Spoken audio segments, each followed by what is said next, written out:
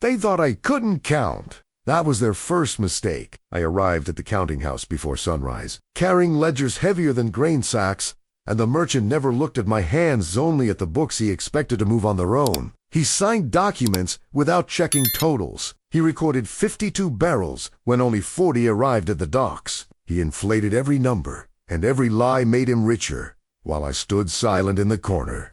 Then they announced the audit from the colonial office, and panic spread through the clerks, but not through him. He believed his authority made the numbers irrelevant. So I corrected one number in the dock master's log. Just one. I changed 52 back to 40. The truth, a dock worker and I both knew. That single correction unraveled everything. His credit suspended, his fortune questioned, his entire empire exposed by the ledger itself. I never testified. I never accused. I simply restored what balance required, and the system destroyed itself. So I ask you now, what happens when the man they thought was invisible decides that truth can no longer wait? I arrive at the counting house before sunrise, carrying ledgers heavier than the sacks of grain beside me. The sky is still purple, bleeding into gray at the edges. The air smells like salt and tobacco and something sharper ambition. Perhaps, or the residue of lies told so often, they smell like truth. My boots make no sound on the wooden floor. I learned long ago that silence is survival. No one looks at my hands. They look only at the books they expect to move on their own, as if ledgers carry themselves from desk to desk, as if numbers write themselves into columns without human thought or human error. The merchant, Mr. Caldwell, sits at the center desk like a king on a throne. His coat is green velvet, expensive, tailored to announce prosperity. His fingers are clean, no ink stains, no calluses, no evidence that he has ever touched the work that makes him wealthy. His desk is polished mahogany, cleared of everything except one leather-bound journal and a silver inkwell that catches the early light. I am placed in the corner, close enough to hear numbers spoken aloud, far enough that they forget I have ears, far enough that they forget I understand English as well as they do, far enough that they believe I am furniture. I remembered my uncle's counting house in Elmina. The walls were white clay, cool even in the hottest months. The floor was swept twice, daily, by apprentices who understood that cleanliness and accuracy were the same discipline. Numbers were sacred there. Every transaction witnessed, every weight measured twice, every total verified before sunset. Here, dust sits on everything except the merchant's desk. The silence of the room reminds me that visibility is chosen, not given. I could speak. I could correct. I could announce myself as a man who knows numbers better than any clerk in this building. But I choose to be the corner. I choose to be the hands that carry what they cannot see. I choose to let them underestimate me, because underestimation is a weapon sharper than any blade. A clerk named Patterson enters through the side door. He is thin, nervous, always moving too quickly. He drops a leather satchel on the table without greeting anyone. The sound is loud in the quiet room, disrespectful, but Mr. Caldwell does not correct him. Morning shipment totals, Patterson says, breathing hard as if he ran here. Mr. Caldwell nods once. He does not open the satchel. He does not ask questions. He simply nods, and Patterson understands this as approval. I wash. I learn. I say nothing. The white man thinks nodding is the same as knowing. He thinks authority removes the need for verification. In my land, this meant carelessness. In my land, a merchant who did not verify became a poor man within a season. The merchant signs pages without checking the totals. His confidence is louder than his pen, louder than the scratch of nib against paper, louder than the silence of clerks who should be questioning him. I stand behind him, holding yesterday's ledger open to the grain accounts. The book is heavy, bound in dark leather that has softened with age and use. The numbers are written in blue ink. Some entries are smudged where hands touched them before the ink dried. Some are clear, precise, written by someone who cared about legibility, if not accuracy. Mr. Caldwell's signature is large, theatrical. It takes up 3 lines at the bottom of each page, loops and flourishes to declare ownership more than authenticity. He signs without reading, He signs without counting. He signs because his name on paper is, to him, the same as truth verified. The scratch of ink triggers a memory so sharp I almost lose my grip on the ledger. My uncle at his desk in Elmina, weighing gold dust on bronze scales. The scales were old, inherited from his father, calibrated by a Portuguese merchant who respected precision. My uncle would place the weights on one side, small bronze shapes cast as animals, each one representing a specific measure, and then carefully pour gold dust onto the other side until the balance was perfect. I remember the sound of metal settling after breath is released. The silence that meant balance had been found. That silence was sacred. It meant the transaction was fair. It meant both parties could walk away with dignity intact. "Kofi," Mr. Caldwell says without turning around.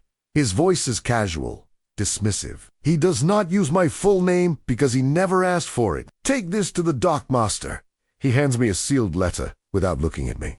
The wax is red, fresh, still slightly warm. His ring mark is pressed into white, a family crest I do not recognize. Symbols of a lineage that means nothing to me. I take the letter with both hands, a gesture of respect I do not feel. I do nothing yet, only memorize where his certainty lives. It lives in the signature. It lives in the seal. It lives in the assumption that his word, once written, becomes unchangeable reality. The white man thinks his name on paper is the same as truth. He believes the seal makes words solid, makes promises enforceable, makes numbers accurate by association with authority. I begin counting silently as the day moves forward. 43 crates logged yesterday in the receiving ledger. 43 signatures in the dock master's record. But I heard 45 crates called out at the docks 2 days before when I delivered correspondence. I was standing near enough to hear the dock workers counting aloud as they unloaded. 45 arrived. 43 recorded. 2 crates disappeared between the dock and the ledger. I do not speak. I count. I remember. I wait. While transferring ledgers between rooms, I see 2 different totals recorded for the same shipment. The contradiction tightens my chest like rope pulled suddenly taut. I am alone in the narrow hallway that connects the main counting house to the storage room. Morning light comes through a single window, illuminating dust in the air. I have one ledger under my left arm, another open in my hands. First ledger, the dockmaster's record. Tobacco from Virginia, 12 hogs, valued at 240 pounds. The entry is dated April 3rd, signed by the dockmaster himself, a man named Hendricks who drinks too much and signs whatever Patterson tells him to sign. Second ledger, the financial summary, prepared for investors, same shipment, same date, 15 hogsheads, valued at 300 pounds. My hand stops turning the page. I stand completely still. I look around the hallway, even though I know I am alone. 3 clerks work in the main room behind me at separate desks. None of them look up. None of them wonder where I am or what I am doing. I am not worth wondering about. I hesitate before acknowledging the error even to myself. To see it is to know it. To know it is to carry it. To carry it is to become responsible for what happens next. In my land, this meant responsibility that could not be avoided. A keeper of numbers was a keeper of truth. My uncle taught me that the smallest lie grows until it devours the house, the family, the entire community. Lies are like rotten wood, he said once, while examining a beam in our counting house. You cannot see it at first, but it spreads. And when the roof falls, everyone asks, why? No one noticed. I noticed. I decide not to correct it, only to remember it. Correction now would reveal that I read the books, that I understand the discrepancies, that I am more than hands, that carry and eyes that do not see. The weight in my pocket shifts as I move. Bronze, cast in Elmina, shaped like a leopard in mid-stride. My uncle gave it to me the day they took me from his house. I was 17. I had been apprenticed to him for 6 years. I knew gold weights, currency exchanges, debt accounting, trade routes. This measures gold, he said, pressing the bronze leopard into my palm. It measures everything. Keep it. Remember what balance means. I carry the ledger back to the main room as ordered, unchanged, but I am changed. I know now that the discrepancies are not accidents. At the docks, I watch crates unloaded and counted aloud by a clerk who never checks the ship's manifest. The day is bright, hot, humid. The harbor smells like salt water, tar, fish, and human sweat. Ships creak against their moorings. Gulls scream overhead, circling, waiting for workers to drop food or for fish to surface near the pilings. The rhythm of numbers spoken over salt air reminds me of gold dust measured in my uncle's shop. Weight and value spoken in the same breath. Every grain accounted for. Every transaction witnessed by at least 2 people. Every discrepancy investigated immediately, before memory could bend or fade. Here, the clerker young man with sunburned skin and a stained shirt calls out numbers while looking at the sky, at the ships, at anything, except the cargo he is supposed to be verifying. 22 barrels, rum, he shouts toward Patterson, who stands 30 feet away with a ledger. Patterson writes, without watching the barrels being moved. 31 sacks rice, the clerk continues. I count silently from where I stand. 20 barrels rum. 28 sacks rice. The dock workers moved the cargo with efficient brutality, lifting and carrying and stacking without complaint. No one writes anything down until later, when memory has already bent under the weight of heat and exhaustion and the desire to be finished. I feel the old instinct rise in my chest, hot and insistent. Count now. Verify now. Truth cannot wait. Truth delays for no one. Truth recorded later is truth negotiated, compromised, made flexible. I force the instinct back down. I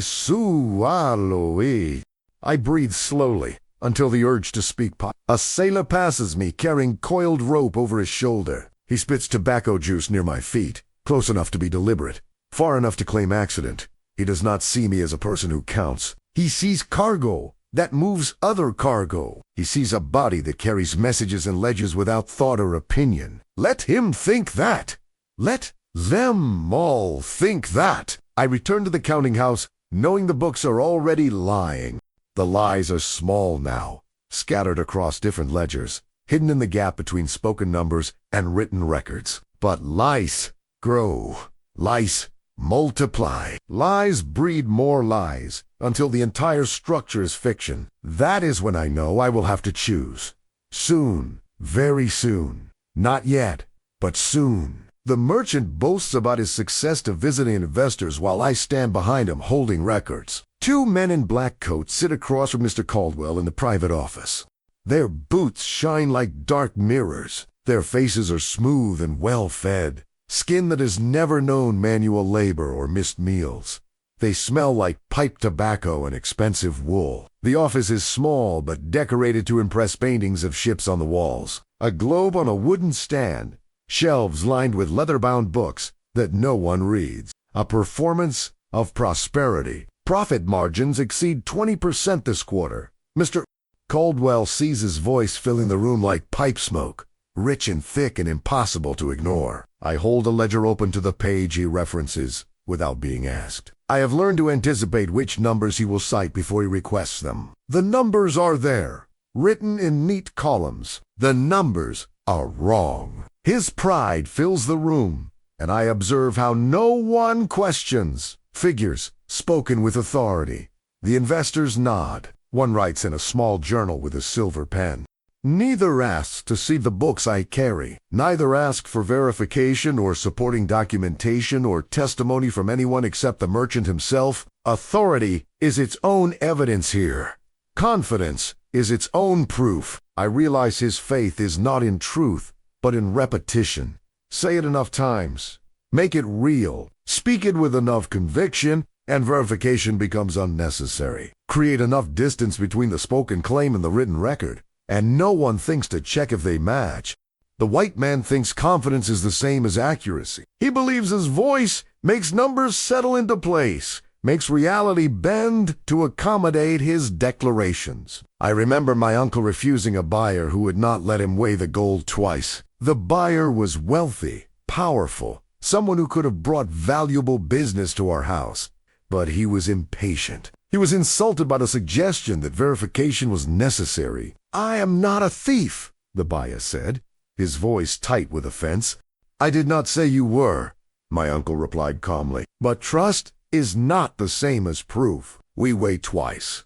Always.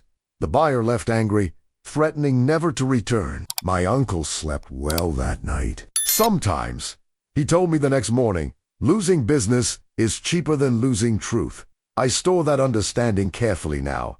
Somewhere between my ribs and my silence. I hold it close. I will need it soon. Late in the afternoon, I am told to reorganize old ledgers no one has touched in years. The storage room is narrow, barely wider than my outstretched arms. One window lets in gray light filtered through dirty glass. The ledgers are stacked in columns against the wall, some leaning dangerously, some tied with string that is frayed and darkened with age. Just organize them by year. Patterson tells me, without looking up from his current work, oldest in back, newest in front. Don't need them accurate, just need them accessible. Accessible, not accurate. The instruction tells me everything. Dust on the pages triggers a flash of warning, my uncle's voice cutting through time and distance.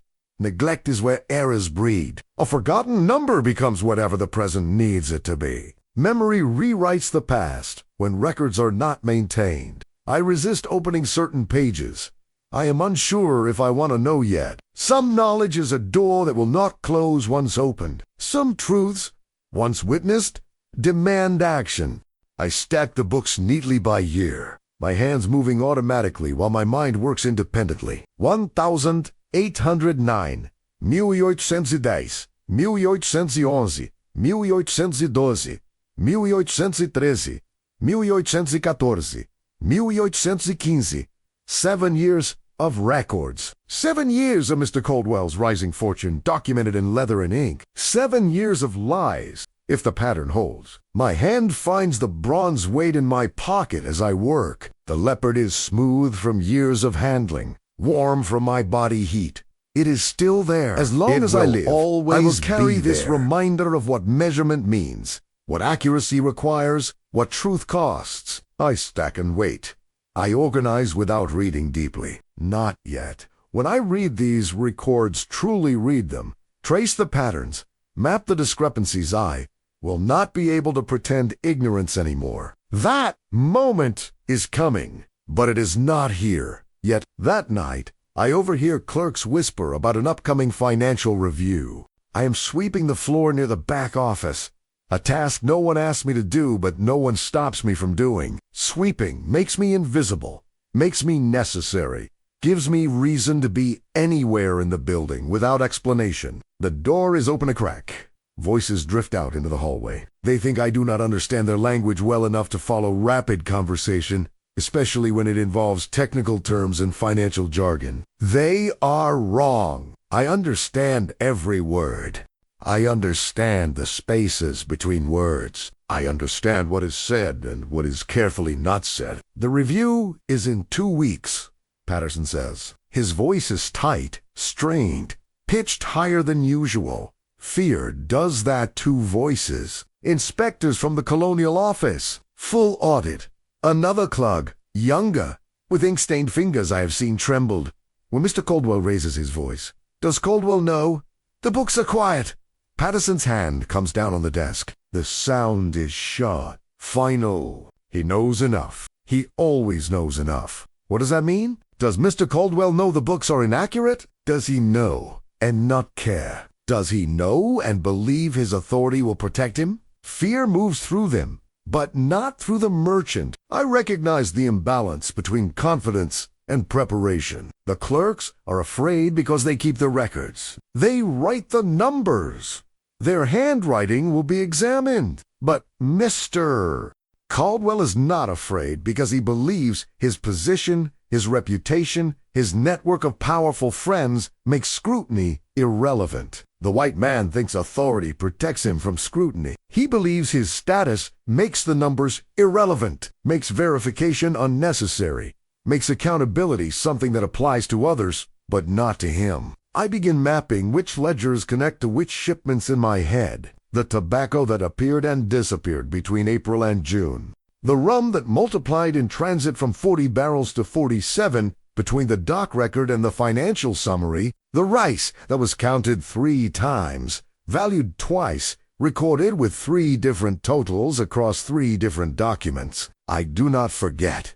I never forget. My memory is the only ledger that cannot be altered, cannot be lost, cannot be burned or hidden or explained away. The next morning, I notice a pattern errors always favor the merchant, never the workers or buyers. I am told to clean the table where ledgers are reviewed, a task that gives me legitimate reason to examine books left open, pages marked for reference, notes written in margins. I spread 3 ledgers across the table. Mr. Caldwell told me to prepare for the day's work. Dust rises in the morning light, golden particles suspended in air that smells like old paper and older lies. Every discrepancy adds value to Mr. Caldwell's accounts. Every missing crate becomes money in his ledger. Every inflated count increases his reported wealth. Every error makes him richer on paper while making someone else's supplier a buyer, a worker owed wages poorer. In reality, the realization settles slowly, like weight finding its place on a scale. Not sudden revelation, but gradual understanding that builds until denial becomes impossible. I understand now that the flaw is arrogance, not chance. This is not carelessness. This is not the inevitable error of busy men doing complex work. This is design. This is intentional. This is theft, wearing the costume of bookkeeping. In my land, this meant theft punishable by exile, or worse, a merchant who manipulated weights would lose his license, his reputation, his place in the market. The bronze weights were kept in the chief's house specifically to prevent this kind of fraud. Regular inspection, public verification, communal accountability. But here, theft wears a green velvet coat and signs its name in red wax. I prepare myself to remember more than I want to. The numbers are already arranging themselves in my mind like soldiers in formation. Columns of truth next to columns of lies. Dates aligning. Values contradicting. Patterns emerging. The bronze weight presses against my leg through the cloth of my pocket. The leopard is patient. Truth is patient.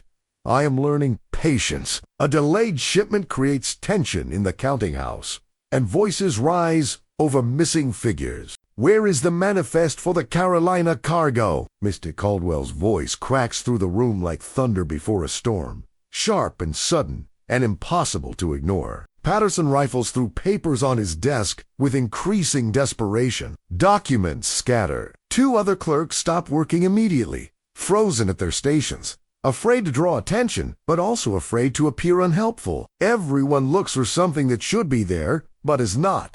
The chaos triggers my memory of my uncle, teaching that confusion is when truth hides best. We were in his counting house during a dispute between 2 traders. They were shouting, gesturing, demanding different outcomes. My uncle sat quietly, waiting. Men shout to cover what they do not want found, he told me later. Confusion is a strategy. When everyone is looking everywhere, no one is looking at the right place. I stand in my corner, holding a ledger no one asked me to hold. I do not join the search. I do not offer help. I observe. I quietly compare dates across ledgers, while others argue and shuffle papers and blame each other for misplacing crucial documents. The Carolina shipment, recorded as departed March 12th in the dockmaster's log, March 19th in the shipping company's received correspondence, cargo listed as 40 barrels in the dock record, 52 barrels in the financial accounts submitted to investors. I confirm the pattern without correcting it. Not yet. Each confirmation is another piece of evidence, another thread in the web that will eventually reveal the full design. The white man thinks chaos is the enemy of order. He does not see that chaos is order revealing itself. Structure coming apart to show the foundation was never solid. Mr. Caldwell slams his hand on the desk. The sound makes everyone flinch. Find it. Now I need those numbers before the afternoon meeting. I do not move. I do not need to find what I have already counted, already verified, already stored in memory, more reliable than any document they will eventually discover. I am sent to the docks again, where an older dock worker quietly recites shipment days from memory. His name is Samuel. I learned this not from introduction, but from overhearing other workers call to him. His hair is gray, tightly curled, cut very short. His hands are rope-burned and steady, marked by decades of labor. His eyes are careful, observant, intelligent. He is loading cargo onto a wagon when I arrive with another letter for the dockmaster. The morning is already hot. Men work without shirts, muscles moving under skin that glistens with sweat. Tuesday, March 12th, Samuel says to another worker, his voice matter-of-fact, conversational. 3 ships came in that day. The Mary Catherine, the Providence, the Dover Moon. The Providence had 40 barrels of rum. I loaded them myself. 40, exactly. He does not read this from paper. He does not consult a log or check with a clerk. He speaks from memory. His voice certain. His precision reminds me of oral accounting in my village. The elders who held land boundaries in their minds for generations, who could recite family lineages back 7 generations without error. The traders who knew every debt across 5 towns without writing a single mark, who could balance accounts entirely through memory and communal witness. I listen without speaking, aligning his memory with the written lies I have discovered. March 12th, the Providence. 40 barrels of rum in Samuel's memory. 52 barrels in Mr. Caldwell's financial ledger. Samuel glances at me once while speaking. His eyes are careful, assessing. He knows I am listening. He knows I understand. He has seen me at the docks before, carrying messages and ledgers, standing close enough to hear numbers counted. I realize I am not alone in seeing. That knowledge is dangerous. If Samuel notices the discrepancies, others might too. If others notice, my own awareness becomes less unique, less valuable as leverage or defense. But that knowledge is also necessary. I cannot do this alone. I will need his memory when the time comes. I will need his willingness to speak truth, even when truth is dangerous. We exchange no words, but something passes between us. Recognition, understanding, alliance without commitment. Back inside, I hesitate before opening a ledger tied to inheritance accounts. The book is leather-bound, heavier than most, locked with a brass clasp that requires a small key. Mr. Caldwell told me to deliver it to his private office. He did not say I could not look first. He did not forbid it. He simply assumed I would not think to look, would not dare to look, would not understand what I saw even if I looked. His assumption is my opportunity. I am alone in the hallway. I use the letter opener from Patterson's desk to work the clasp. It opens easily. The lock is decorative, not secure. I open the ledger. Numbers fill the pages in neat columns. Estates valued after deaths. Properties transferred between family members. Debts collected from dead men's sons who inherited obligation along with land and title. The weight of what exposure could cost presses against my chest like a physical thing, like hands around ribs, squeezing. These are not merchants' accounts. These are lives on paper, power documented, wealth transferred, futures determined by numbers I now hold in my hands. I remember my uncle's voice, steady and sure. Truth must be placed where it cannot be ignored. Make it visible, make it loud, then step away. I begin marking connections only in my mind, creating a map that exists nowhere except in memory. This account ties to that shipment. That property funded this cargo. This debt explains that inflated value in the quarterly report.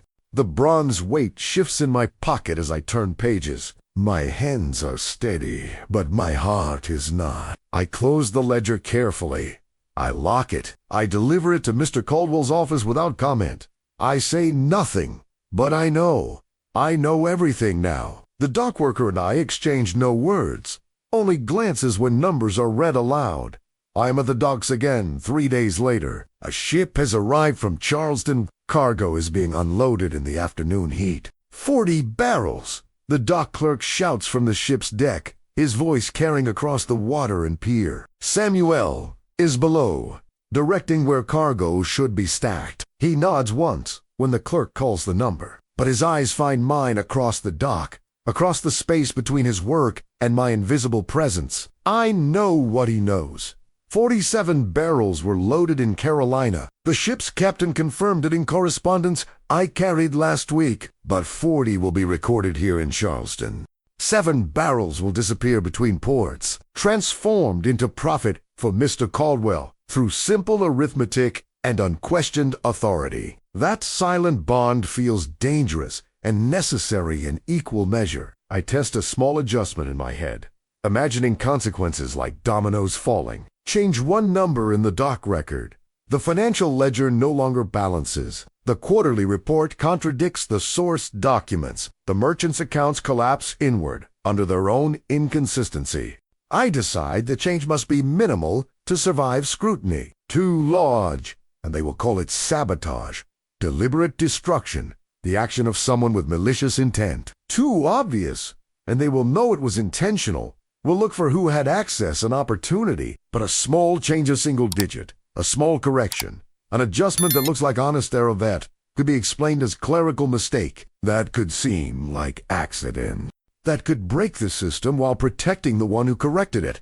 The white man thinks I am invisible. He thinks I am simple, uneducated, incapable of understanding the complex work of accounting and trade. He thinks my hands move ledgers without my eyes reading them, without my mind processing what they contain. That is his fatal mistake. I watch the clerk write 40 in his log with confident strokes. I watch him sign it with a flourish. I watch him walk away, satisfied, unquestioning. My hand finds the bronze weight in my pocket. The leopard is warm, familiar, constant. It is still there. It will always be there. I know exactly what I will do. I know when I will do it. I know how to make truth visible without making myself a target. The audit is in 9 days. I am ready. The review is days away. The ledgers lie in neat stacks, confident and false. I have found the single number that holds everything else in place. One correction, clean and small, surgical in its precision. One truth that will unravel the rest like thread pulled from fabric. But to touch it is to risk everything. My position, my safety, my life. I stand at the edge of action, and I am afraid. Not of the merchant, not of the system, not even of punishment, but of what happens when the scales finally balance, and I am still standing in the room, visible for the first time, accountable for truth I can no longer hide. The announcement of the audit spreads panic among clerks who finally opened books they never read. Patterson's hands shake as he turns pages. On the morning the official notice arrives. The paper is expensive, heavy, marked with the colonial office seal. The inspection will begin in 7 days. His face is pale, drained of color, like milk diluted in water. The younger clerk sits frozen at his desk, staring at numbers he suddenly does not trust, suddenly cannot defend. I observe how they trust totals already written instead of recounting from source documents. They check signatures, not sums. They verify that pages are filled with writing, not that the writing represents truth. They look for format, not accuracy. Appearance, not substance. The white man thinks appearance is truth. A neat column equals an honest column. A confident mark equals a verified mark. These superficial measures satisfy him because depth requires work he has never learned to do. The memory of balanced scales returns stronger now, more insistent. My uncle at his desk, weighing gold for a Portuguese trader who brought stones he claimed were precious. My uncle weighed them once, then placed them aside and weighed standard measures to verify his scale was accurate. Then he weighed the stones again. The scale tipped left, then right, then settled in perfect center. That silence meant something real. That stillness meant balance had been achieved. That moment meant both parties could trust the transaction. Never trust the first weigh-in, my uncle told me. Always verify the instrument before trusting the result. I choose the single figure that anchors all others now. Standing in the storage room with 7 years of ledgers around me. March 12th, Carolina shipment. Primary commodity ledger, page 40. The number is 52 barrels of rum. Samuel's memory says 40. The dock worker who loaded the ship says 40. The truth is 40, but the lie is 52. And that lie supports every quarterly projection, every investor report, every valuation of Mr. Caldwell's growing commercial empire. Change that one number, and everything connected to it must be recalculated. Every quarterly report, every investor statement, every valuation Mr. Caldwell built his reputation upon, every claim of 20% profit margins, every boast of men in black coats with shining boots. Juan, number 12 digits of difference, 12 barrels that never existed except on paper. That is all truth needs. That is all justice requires. That is all balance demands. I spend the night replaying numbers instead of sleeping. The room I sleep in is not mine. Nothing here is mine. 4 of us share this space, 3 men who work in warehouses and me. The air smells like sweat and cook fire smoke and the faint rancid odor of the tallow candle someone burned earlier. Someone snores in the corner, a rhythmic sound like waves against the dock. Someone else turns and mutters in sleep. Words I cannot distinguish. I lie still on my thin mattress and count numbers in the darkness. 52 becomes 40. The March total drops by 12 barrels. The quarterly profit drops by 30 pounds. The annual projection drops by 120 pounds. The merchant's credit rating, his standing with investors, his authority in commercial circles, all of it rests on numbers that will not hold under scrutiny. The fear of remembering too much nearly stops me. To know this completely is to carry it permanently. There is no unknowing. There is no way to become innocent again. Once I see the full architecture of the fraud, I become responsible for what I do with that knowledge. Inaction becomes action. Silence becomes complicity. Invisibility becomes participation. I recall my uncle measuring gold by breath, not sight. We were alone in the counting house late one afternoon. A difficult transaction. A suspicious buyer. Close your eyes, my uncle told me, placing a small weight to my palm. Feel the weight settle. Your hand knows truth before your eyes can lie. Your body understands balance before your mind can rationalize dishonesty.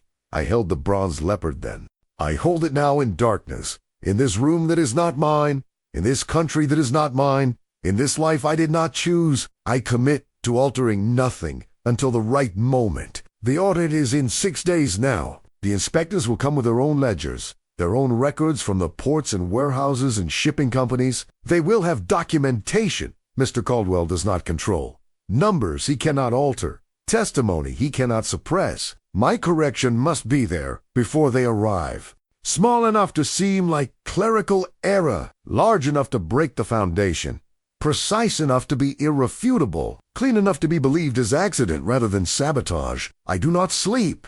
I count until dawn turns the window gray. I plan until I hear the others waking. I prepare until certainty replaces fear. During preparations, I am ordered to clean up a ledger before it is reviewed. Mr. Caldwell does not say which numbers to change. He does not specify what cleanup means. He does not need to be explicit. His instruction is deliberately vague, plausibly deniable, designed to give himself distance from whatever I do. Make sure everything is clear. Kofi, he says late in the afternoon, 5 days before the audit. His eyes do not meet mine. He looks at the wall past my shoulder, at the window, at anything except my face. Legible. Correct. Presentable. The request confirms the system expects obedience, not accuracy. He expects me to alter records to protect him. He believes I will do this because I am his, because my survival depends on his success, because I have no choice. My hands shake briefly as I turn the pages of the ledger he indicated. I find the March entry Pedersen recorded months ago. 52 barrels of rum from the Providence, written in Patterson's neat hand, dated, signed, officially recorded. I could make it 55. I could make it 60. I could hide the lie deeper, make the fraud larger, make the eventual exposure more dramatic and his downfall more complete. But revenge is not justice. Excess is not balance. More lies do not create truth. Instead, I do nothing to this page. Not yet. Not here. The white man thinks I will protect him because I am his property, his servant, his invisible assistant. He thinks my survival depends on his success, my welfare tied to his prosperity. He's home. My survival depends on truth surviving longer than his lies. My future depends on systems that recognize accuracy over authority. My hope depends on balance being restored, no matter the cost to those who profited from imbalance. I know now exactly where to act. Not in this ledger that Mr. Caldwell watches, not in the financial summaries prepared for investors, not in the quarterly reports that pass through his hands. In the doc record, the primary source, the original documentation, the place where Patterson and the inspectors will look first, the place they must trust, the place that anchors all subsequent accounting. I tell the dock worker nothing, but he nods when I pass him. Samuel is coiling rope near the harbor master's office when I walk past carrying the dock master's log, the log I was ordered to deliver to Mr. Caldwell's office. The log I will deliver, but not before. It is late afternoon, 4 days before the audit. The docks are busy, but not crowded. Ships creaked at their water slaps against pilings. Gulls cry overhead. Samuel's eyes follow the book in my hand's brown leather. Worn at the corners, the master record of everything that passes through this port. Every ship, every cargo, every count. He nods once. Slow, deliberate. A gesture that could mean anything to anyone watching. A gesture that means everything to me. The plan is formed without words or promises. I will correct the record. He will verify the truth if asked. We will not speak of it beforehand. We will not coordinate. We will simply allow truth to exist when given opportunity. I am calm in a way that frightens me. This is not rage-seeking outlet.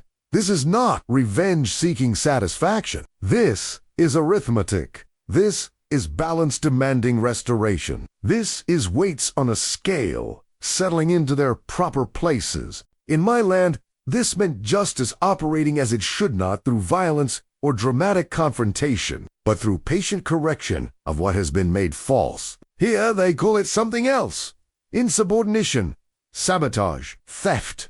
Perhaps, though I am stealing nothing, only removing what was never rightfully his, but names do not change what is real. Language does not alter truth. Their words for my action do not change the mathematics of what I will do.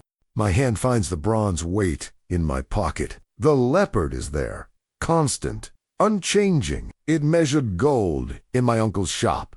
It measures everything still. The moment approaches like sunrise inevitable, visible from far away, but arriving all at once when it finally comes. On the morning of the review, I am asked to carry the primary ledger to the table. The inspectors arrive in a carriage at precisely 9 o'clock.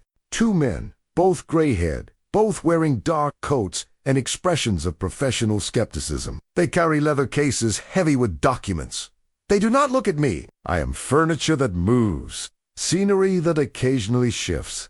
Mr. Caldwell greets them with wine and loud confidence, his voice booming through the counting house. Gentlemen, welcome. Everything is in order. Exemplary order. You'll find our records exceed colonial standards. I feel the papers weight differently now as I carry the ledger from the storage room to the main table. This book is the merchant's pride, his proof, his defense against accusation. It is also his undoing, though he does not know it yet. The memory of gold dust balance steadies my breath. My uncle's hands, steady and sure, placing weights on the scale with practiced precision. The scale settling, truth finding its place not through force, but through accurate measurement. I open to the chosen page, without being asked, my hands moving, as if I have done this 1,000 times, as if I am merely following routine. March 12th, Carolina's shipment. 40 barrels of rum from the Providence. I corrected it 2 hours ago, before sunrise, alone in the storage room with a pen and ink and steady hands. I changed 52 to 40 in the dockmaster's primary record. Clean. Simple, careful. I matched the number to what Samuel remembers being loaded, what the dock workers counted, what actually existed in physical reality, rather than on manipulated paper. The correction is invisible. The handwriting matches closely enough. The alteration looks like it has always been there, original rather than amended. I do not change my expression. I do not look at anyone. I simply place the book on the table and step back to my corner. I reveal a single correction, cleanly and openly, without explanation.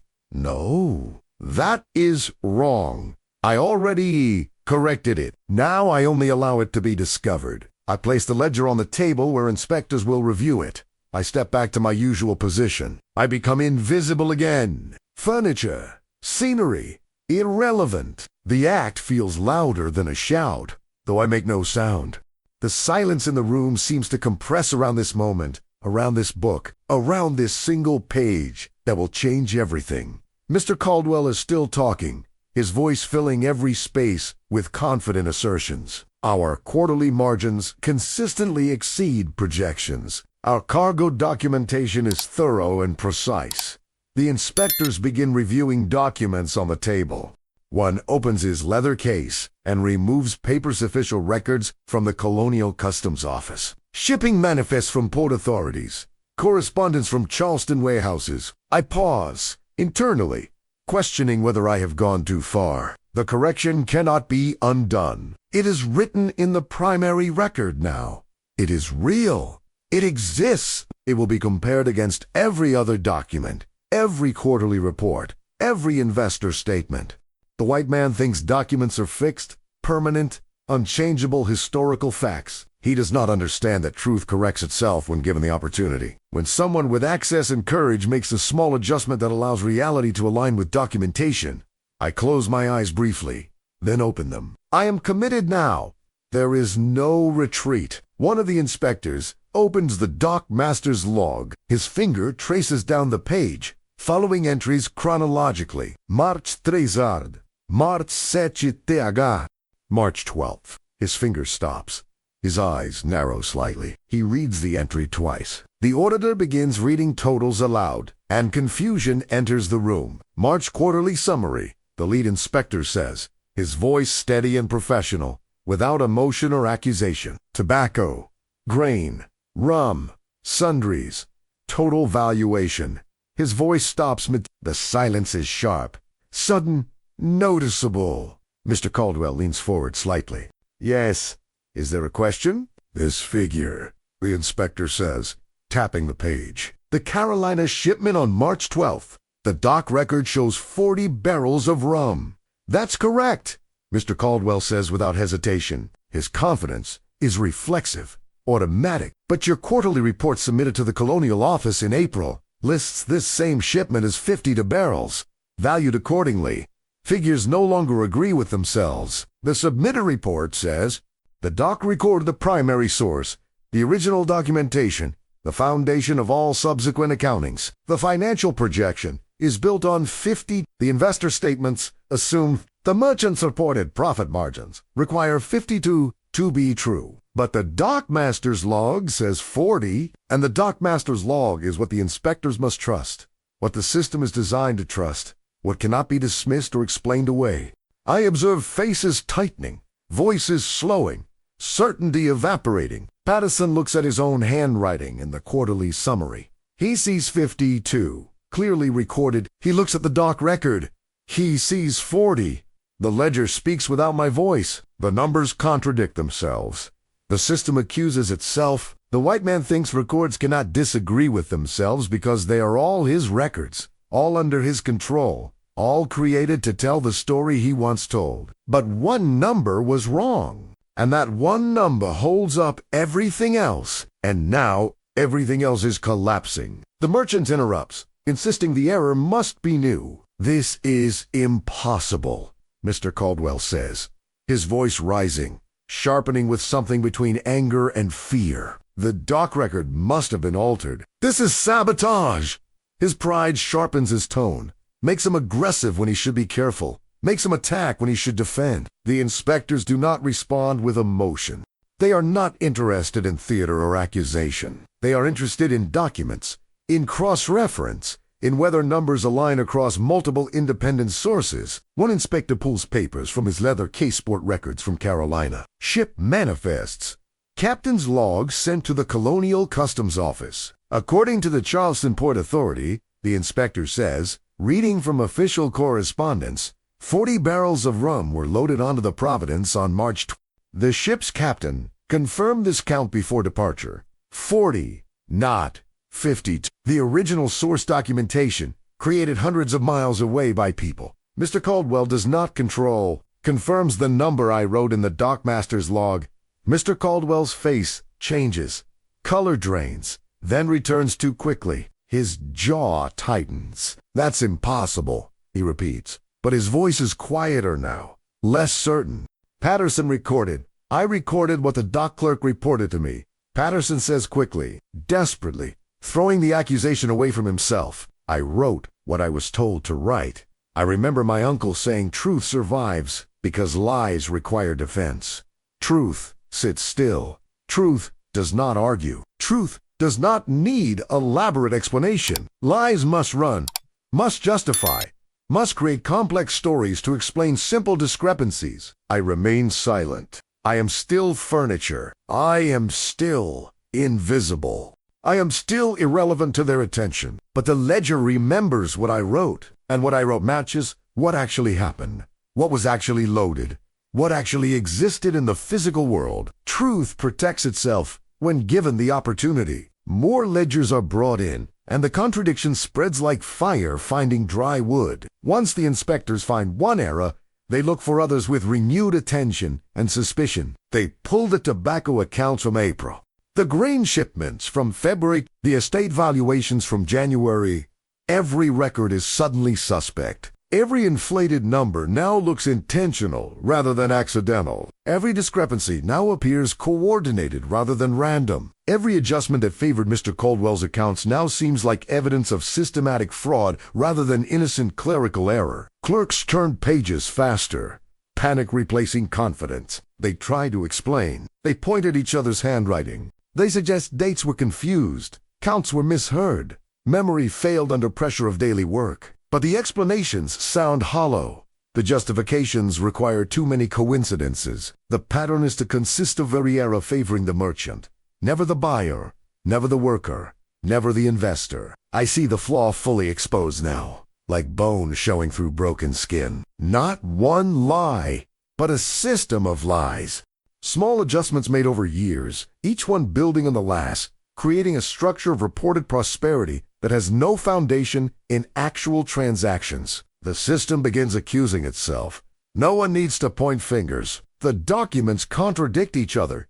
The numbers do not balance. The careful architecture of fraud collapses inward under its own weight. The white man thinks blame can be redirected if enough men speak at once, if enough voices create confusion, if enough explanations are offered simultaneously. He thinks truth will be drowned in the noise of multiple competing narratives. But the numbers do not argue.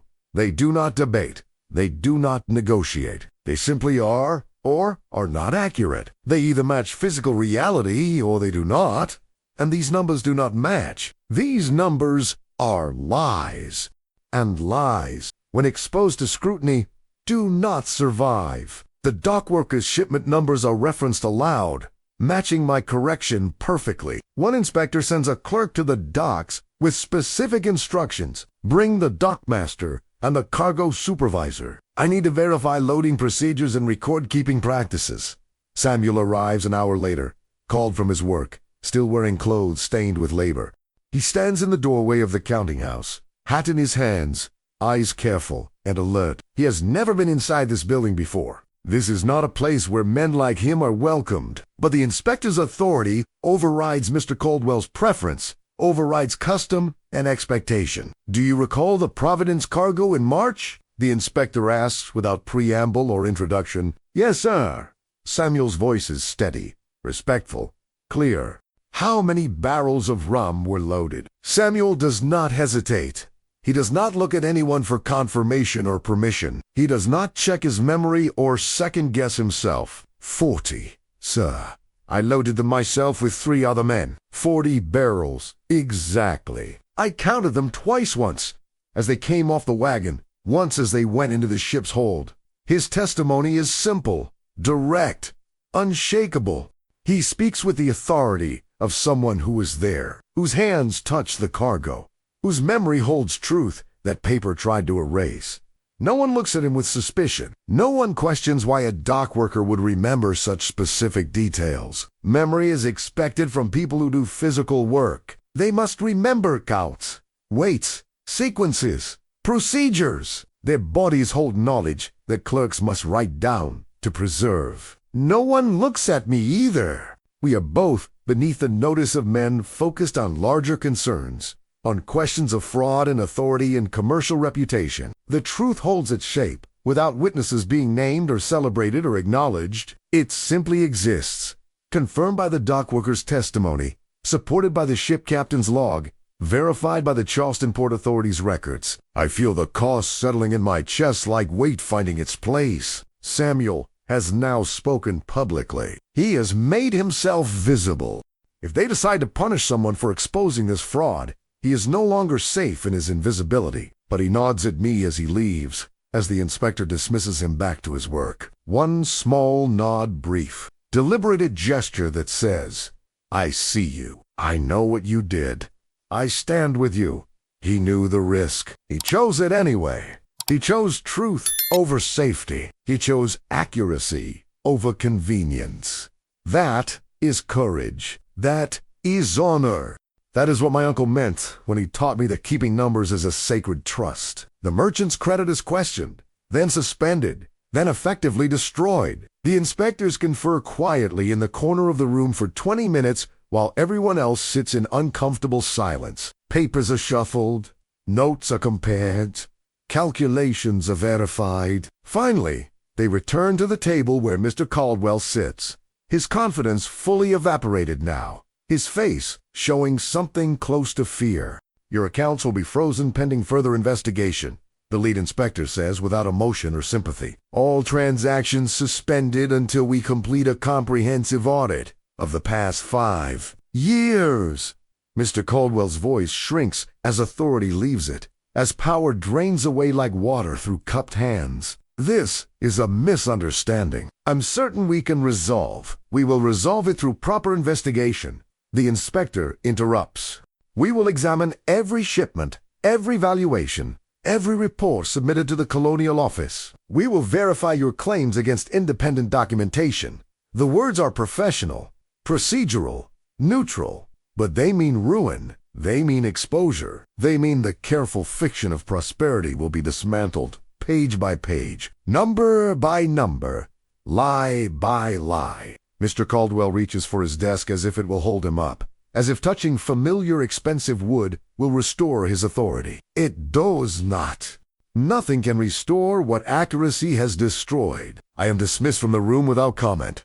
No one suspects me. No one questions the black man who carries ledgers and sweeps floors and exists in the margins of commercial life. I walk out carrying nothing except the bronze weight in my pocket and the knowledge that truth, when given opportunity, corrects itself. The bronze weight presses against my leg, heavier now than it has ever felt. Or perhaps I simply feel it more clearly now. Perhaps I've earned the right to feel its weight fully, to understand what my uncle meant when he pressed it into my palm and told me it measures everything. That night, I sit alone and allow the memory to finish forming. I am in the small room I share with 3 others. They are asleep. They're breathing steady and unconscious. I am not asleep. I do not think I will sleep tonight.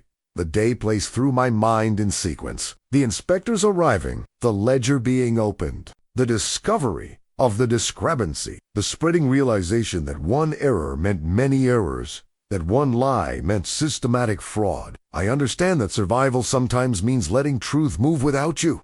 I did not testify. I did not accuse. I did not stand before magistrates and explain what I discovered. I simply corrected one. Number restored it to accuracy and the system broke itself. The white man built his fortune on the assumption that no one was counting except him, that no one had memory or intelligence or courage to verify his claims. He forgot that numbers remember, even when people do not. He forgot that truth does not need a voice to be heard, does not need a champion to be validated, does not need defense to survive. The system breaks itself when balance is restored, not through violence, not through confrontation, not through dramatic revelation, simply through accuracy replacing inaccuracy, through one number becoming what it should have been all along. I think of my uncle now, clearly and completely. His face, his voice, his hands placing weights on bronze scales. The counting house in Elmina, with white clay walls and floors, swept twice daily. I think of the bronze weight shaped like a leopard, cast before I was born, used to measure gold dust in transactions I never witnessed. A measure of gold. A measure of everything. I remain alive, and the ledger remembers what they could not erase. That sentence feels important, true, complete. In 3 days, Mr. Caldwell will be questioned by magistrates about discrepancies the audit revealed. In a week, his accounts will be fully exposed years of inflated numbers, falsified reports, profits claimed but never earned. In a month, he will sell his property to cover debts he can no longer hide, obligations he cannot deny when confronted with accurate documentation. I will still be here, still in Charleston, still carrying ledgers for whoever buys this counting house, still invisible to men who believe authority matters more than accuracy. But I will know, and Samuel will know, and the bronze weight will remain in my pocket. Proof that some things cannot be stolen, some truths cannot be erased, some measures survive every attempt to manipulate them. My hand finds the weight now. The leopard is smooth, warm from my body heat, familiar in my palm. It is still there. It has always been there. It will always be there. I do not forget. I never forget. That is both burden and power. That is both cost and compensation. 6 months later, I am still in the counting house. A new merchant owns it now, a man named Davison, who arrived from Philadelphia with capital and caution. He checks his own figures. He verifies totals before signing documents. He asks questions instead of assuming answers. He does not treat me like furniture, though he does not treat me like an equal either. He is simply more careful than Mr. Caldwell, more aware that systems require accuracy to function, more respectful of the work that keeps numbers honest. Samuel still works the docks. We do not speak of what happened during the audit. We do not acknowledge our roles or our alliance. But sometimes, when cargo is counted, he looks at me and I look back. And something passes between us recognition, respect, shared knowledge, that we corrected what others made false. The bronze weight is still in my pocket. I carry it every day. I touch it often, reminding myself where I came from, what I learned, what I am capable of when truth requires action. My uncle's voice is still in my memory, clear and strong and certain. Truth, he said once while teaching me to calibrate scales, is patient. It does not rush. It waits for the moment when lies can no longer hold their own weight, and then it simply exists. Undeniable, unavoidable, final. I wait also. I count also. I remember also. I am patient with the patience truth requires. And when the scales tip false again, because they always do eventually, because human nature bends toward convenience and away from accuracy, I will know exactly what to do. The ledger will speak. The numbers will reveal themselves. And I will remain silent, invisible. Necessary. That is enough. That is more than enough. That is everything.